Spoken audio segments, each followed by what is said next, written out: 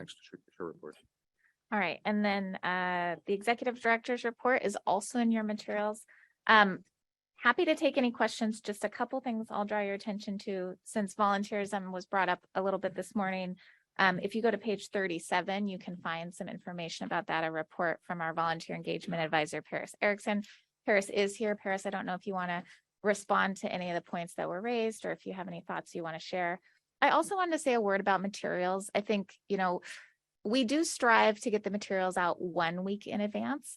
I think it is a good suggestion to potentially move that earlier, although it's even a struggle to get them out 1 week in advance. As you will see from this month, I think we did not do a great job. We had a lot of late materials, which is not ideal. So I would suggest that be a topic of the next executive committee meeting. I think part of what historically we're trying to balance is there is quite an expectation that this organization be able to be somewhat nimble when something arises, and we don't meet that frequently. So if you miss a meeting, your opportunity to get it before the board is going to be potentially a couple months away. So if we want to get a little bit more on the side of being maybe a little less nimble, a little more institutional, we might want to think about how do we want to use our executive committee between meetings.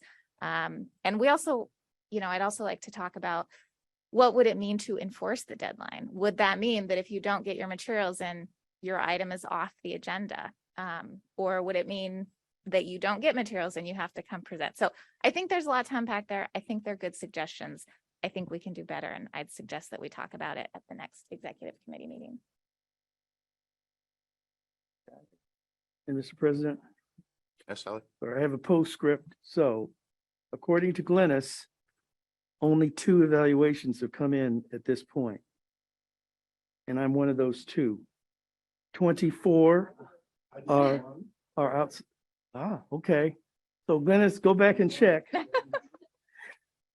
But it's great to call you out, and then people can say, yes, I've done it. But please get to it. Thank you.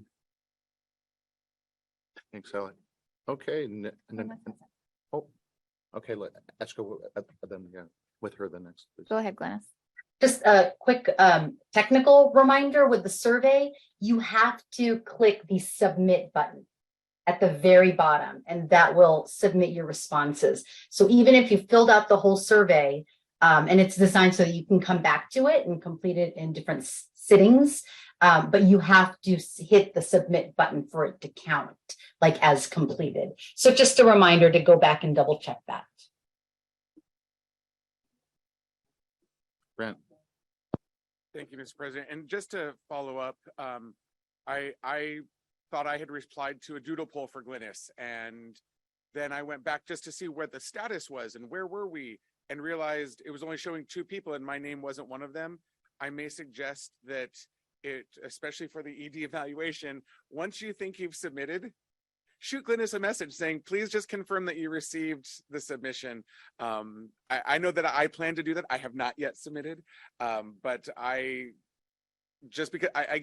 thought I had done the doodle poll where I clicked the times that were good and then put my name in and my email address, but I obviously missed something, and it happens. And so especially for this, given the importance of what we're trying to do in the timeline, I might suggest people just shoot a confirming message.